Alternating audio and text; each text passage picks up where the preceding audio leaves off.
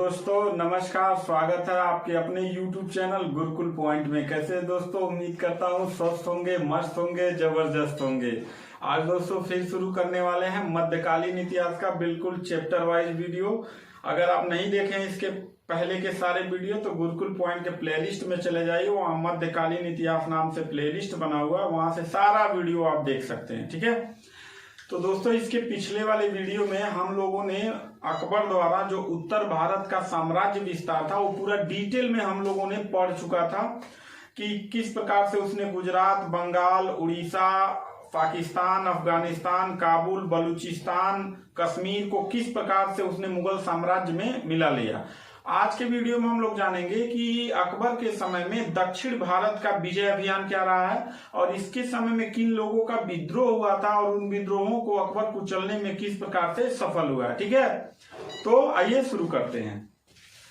तो दोस्तों आज जो हम लोग पढ़ेंगे वो अकबर का दक्षिण अभियान पढ़ेंगे। दक्षिण अभियान का मतलब यह है कि अकबर ने उत्तर भारत, ये तो दक्षिण भारत हो गया, इसके ऊपर का हिस्सा उत्तर भारत हो गया, तो ये गुजरात, बंगाल, बिहार, बांग्लादेश, और बांग्लादेश मतलब पहले बंगाल हुआ करता था, इधर जो है अफगानिस्तान, काबुल, बलूचिस्तान, ये सारा हिस्सा जो किसके अधीन हो गया था? मुगलों के अधीन हो गया।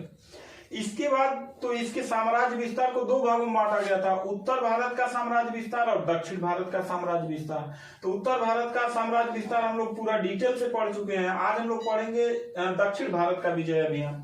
तो दक्षिण भारत के विजय अभियान को कालखंडों में देखा जाए तो 1593 से 1601 ईस्वी तक इसने दक्षिण भारत में विजय अभियान की तरफ रुख किया था। ठीक, तो जब विजय अभियान दक्षिण भारत की ओर चलना शुरू किया तो इधर से मुगलों की सेना आई तो मुगल क्षेत्र के बहुत नजदीक था खानदेश। और देखो खानदेश क्या था कि आपको पता होगा, तुगलक वंश में मैंने पढ़ा था कि तुगलक दिल्ली सल्तनत से दो अलग हो जाते हैं, एक बहमनी साम्राज्य और एक विजयनगर साम्राज्य। ठीक है, तो बहमनी साम्राज्य का जब पतन हो जाता है तो चार भागों में टूट जाता है। ठीक है, चार राज्य अलग हो जाते हैं, खानदेश, अहमदनगर, बीजापुर और गोलकुंडा। तो जो मुगल क्षेत्र के जो बहुत नजदीक होता था सीमा के, वो था खानदेश। तो खानदेश में अकबर ने 1591 ईस्वी में एक दूत मंडल भेजा। क्या भेजा? दूत मंडल भेजा। और खानदेश के जो राजा थे इन्होंने अकबर का स्वेच्छा से क्या कर लिया, मतलब गुलामी स्वीकार कर लिया और उसके अधीन हो गए। इसीलिए खानदेश को दक्षिण भारत का प्रवेश द्वार कहा जाता है। बहुत इंपॉर्टेंट क्वेश्चन है, आपके कॉम्पिटिटिव एग्जाम में पूछे गए हैं। चलिए, इसके बाद यहाँ दक्षिण अभियान से बहुत ज्यादा क्वेश्चन नहीं आते हैं, उत्तर भारत से ही सबसे ज्यादा क्वेश्चन पूछे जाते हैं, लेकिन फिर भी खानदेश और अहमदनगर से क्वेश्चन पूछ सकते हैं। तो इसको आप समझ लीजिए। अहमदनगर के आते हैं तो अहमदनगर में दो लोगों को नेतृत्व करने के लिए अकबर ने भेजा था। एक भेजा था अब्दुल रहीम खाना को, जो अकबर के नवरत्नों में से थे, और सलीमा बेगम के पुत्र थे, जो मतलब बैरम खां के पुत्र थे, और बैरम खां की पत्नी का नाम सलीमा बेगम था। और सलीमा बेगम से सांकेतिक निकाह कर लिया था किसने? अकबर ने। और उन्हीं के द्वारा जो बैरम खां के पुत्र थे उनको अपने पुत्र की तरह अकबर मानते थे और अपने नवरत्नों में शामिल किए थे। इनका नेतृत्व करने के लिए भेजे थे अहमदनगर पर मुराद के साथ, यानी अब्दुल रहीम खाना और मुराद दो लोग मिलके जो है अहमदनगर पे जाते हैं। तो अहमदनगर पे जो शासक रहता है वो रहती है चांद बीबी। कौन? चांद बीबी। और चांद बीबी कौन थी? तो चांद बीबी के बारे में जानिए कि बीजापुर के जो शासक थे आदिल शाह, बीजापुर के शासक कौन थे? आदिल शाह की प्रथम विधवा पत्नी। देख रहे हो ना विनोद? प्रथम विधवा, यानी दो चार ठो रही होंगी तो दूसरा भी विधवा होगी, तीसरा भी होगी। तो प्रथम विधवा जो पत्नी थी चांद बीबी थी। यह क्या की थी कि इब्राहिम के अल्पायु पुत्र, इब्राहिम का जो छोटा सा एक बच्चा था बहादुर शाह, उसको जो है शासक बना के और सारी शक्ति अपने हाथ में लेके शासन कर रही थी स्वतंत्र रूप से। तो जब मुगलों का आक्रमण हुआ तो इन्होंने 4 माह तक युद्ध को रोक के रखा और बहुत बहादुरी से लड़ी, लेकिन मुगलों की सेना ताकतवर होने के कारण यहाँ पे क्या हो गया? संधि हो गया। और इस संधि और समझौते के अनुसार बरार जो था वह बरार दे दिया गया मुगलों को, और इसके बाद जो अहमदनगर था, इस अहमदनगर को स्वतंत्र कर दिया गया और यहाँ के शासक घोषित कर दिए गए बहादुर शाह। बाद में मतलब चांद बीबी ने भी क्या कर लिया, इस अहमदनगर से अपने को अलग कर लिया। ठीक है, तो ये कहानी थी अहमदनगर का। अब समझते हैं कि अकबर के समय हुए महत्वपूर्ण विद्रोह। ये बहुत इंपॉर्टेंट है, ये कभी कभी मिलान करने के लिए दे दिया जाता है कि ये राजा का नाम दे देगा, इधर विद्रोह का नाम दे देगा। ठीक है, जैसे 1857 की क्रांति का जगह दे देगा और वहां के मतलब नेतृत्वकर्ता का नाम दे देता, ऐसे ही यहाँ भी मिलान करने को दे देगा। तो अकबर के समय में उज्बेकों का विद्रोह हुआ था, उज्बेक वर्ग का। दूसरा बंगाल और बिहार में इसका विद्रोह हुआ था, जिस दोनों विद्रोहों को इसने क्या कर दिया, कुचल दिया था। मिर्जा वर्ग, दरअसल मिर्जा वर्ग जो था ना, वो अकबर के रिश्तेदार ही थे जो इनका विद्रोह पे उतारू हुए थे, और इनको भी मतलब बहुत अच्छे से अकबर ने क्या कर दिया, इनके विद्रोह को समाप्त कर दिया। यूसुफ जाइयों यानी पश्चिम उत्तर यानी बलूचिस्तान काबुल उबुल में यूसुफ जाइयों का बहुत विद्रोह होता था, उसे भी अकबर दबाने में सफल रहा। तो ये 4 लोगों का बहुत महत्वपूर्ण विद्रोह अकबर के समय में हुआ, जिसको अकबर ने बहुत आराम से इसको विद्रोह को समाप्त कर दिया। इसके बाद सबसे भयानक विद्रोह कर दिया था इसका बेटा सलीम। सलीम मतलब शहजादा सलीम मतलब जहांगीर कर दिया था। अब ये क्या विद्रोह कर दिया था, तो पहले इसके बारे में समझ लीजिए। जो सलीम था जब बड़ा हुआ ना, तो यह इसके अंदर मतलब इच्छा हुआ कि हम ही शासक रहेंगे, हम ही राजा बन जाए, मतलब जल्दी बन जाए। जबकि अकबर अभी क्या था, स्वस्थ था, अभी कर रहा था, राजपाट कर रहा था।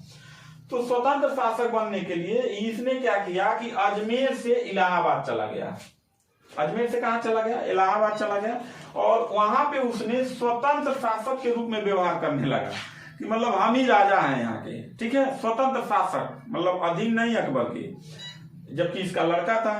तो इसको समझाने के लिए सलीम को अकबर ने दक्षिण भारत से बुलवाया अबुल फजल को। किसको, अबुल फजल को। ये भी नवरत्नों में ही थे और इनको बहुत मतलब मानते थे अकबर। इनको बुलाया कि भाई समझाओ, हमारे बेटे को समझाओ। तो जैसे वो रास्ते में आ रहे थे, तब तक जो जहांगीर था यानी सलीम जो था, इसने क्या कर दिया कि अबू फजल को मरवाने के लिए ओरछा यानी बुंदेला के ओरछा सरदार जो थे, ओरछा के बुंदेला सरदार जो थे, वीर सिंह देव, याद रखिएगा, वीर सिंह देव को कहा कि आप अबू फजल को क्या कर दो, मार दो। और उसने क्या कर दिया, मार दिया। तो क्वेश्चन पूछा जाएगा अबुल फजल का हत्यारा कौन था, तो वीर सिंह देव था। ये कौन था, ओरछा यानी बुंदेला सरदार था, बुंदेला के सरदार थे। वीर सिंह देव ने क्या कर दिया था, अबू फजल का हत्या कर दिया। जाहिर सी बात है यह हत्या अकबर को बहुत ही बुरा लगा था और बहुत क्रोधित हुआ था, लेकिन क्या करे, अपना लड़का है तो मार के फेंक नहीं देगा ना। इसलिए जो है 1603 ईस्वी में जब सलीम आगरा आया तो उसको माफी मांगने पे फिर अकबर ने क्या कर दिया, माफ कर दिया। इसके बाद फिर अकबर ने इसको मेवाड़ विजय के लिए भेजा। यहाँ पे मेवाड़ विजय के लिए भेजा, और मेवाड़ जाने के बजाय ये फिर भाग गया इलाहाबाद। कहाँ भाग गया, इलाहाबाद भाग गया। इलाहाबाद भाग गया तो वहां पे 2 ही चीजों में डूबा रहा। एक तो सुरा, दारू और पी के एकदम मस्त रहता था, और सुंदरी, लड़कियों के चक्कर में एकदम परेशान रहता था, है ना। तो सुरा और सुंदरी में पूरा डूबा रहता था। फिर 1604 ईस्वी में इसको पता लगा कि इसकी दादी की मृत्यु हो गया, तो फिर आगरा वो आता है, और आगरा आने के बाद फिर माफी मांग लेता है और अकबर इसको फिर माफ कर देता है। और फिर 1604 के बाद जो है, जो 5 में तो अकबर की मृत्यु हो जाती है। फिर 1 साल तक ये कोई विद्रोह नहीं करता, कहता अब चचौ बूढ़ा हो रहा है, अब क्या करना है ना, अब चुपचाप रहना है, अब अगला राजा तो हम ही को बनना है, क्योंकि अकबर के जो भी पुत्र थे वो सब मर चुके थे 1605 ईस्वी तक। अब इसके बाद 21 अक्टूबर को, ये डेट याद रखिएगा, इस 21 अक्टूबर 1605 ईस्वी को अकबर को हो गया अतिसार रोग हो गया। क्या हो गया, अतिसार रोग से पीड़ित हुआ, और 5 दिन बाद यानी 26, कहीं कहीं 25 दे देता है, कहीं कहीं 26 दे देता है, क्योंकि मध्य रात्रि को इसका डेथ हुआ था। तो या तो 25 को कह लीजिए, 12 बजे बाद ही 26 लगता है, हो सकता हो कि 11 बजे ही मरे हो या 11:45 बजे मरे हो, तो 25-26 दोनों दे देता है। तो 25 और 26 अक्टूबर को 1605 ईस्वी को मध्य रात्रि को अकबर की क्या हो जाती है, मृत्यु हो जाती है। और अकबर की मृत्यु होने के बाद अकबर के अन्य जितने भी पुत्र थे वो कोई जीवित नहीं रह पाते हैं, केवल एक सलीम था जो जहांगीर था, और यही सलीम जो है आगे इनका क्या बनता है, उत्तराधिकारी बनता है। अकबर की राजपूत नीति, अकबर का जो राजपूत नीति था, राजपूतों से मतलब पश्चिम के साइड के राजपूतों से वह नीति था, एक तो विवाह था, जैसे जोधाबाई से विवाह कर लिया, अब जहां से विद्रोह हो वहीं रिश्तेदारी कर लीजिए, कोनो झगड़ा वैसे नहीं होगा। दूसरा मित्रता था, जैसे भगवान दास मानसिंह है ना, इन मतलब हिंदू राजाओं के साथ यह फ्रेंडशिप बहुत तगड़ा करता था, ठीक है, तो इस प्रकार से मिला लेता था। आज जब विवाह और मित्रता दोनों नहीं मानते थे तब युद्ध करता था, तो उन लोगों को युद्ध से वो जीत लेता था। तो आज के वीडियो में हम लोगों ने देखा कि दक्षिण विजय अभियान अकबर का क्या था और इसके समय में इसके खुद के बेटे का विद्रोह और अन्य लोगों के विद्रोह था और उन विद्रोहों को कैसे इसने दबाया। अगले वीडियो में हम लोग पढ़ेंगे अकबर की धार्मिक नीति और उसके अगले वीडियो में हम लोग पढ़ेंगे अकबर के नवरत्नों से भी क्वेश्चन बार बार एग्जाम में पूछे जाते हैं, तो उसके विषय में भी हम लोग चर्चा करेंगे। तो मिलते हैं नेक्स्ट वीडियो में, तब तक के लिए थैंक यू, धन्यवाद।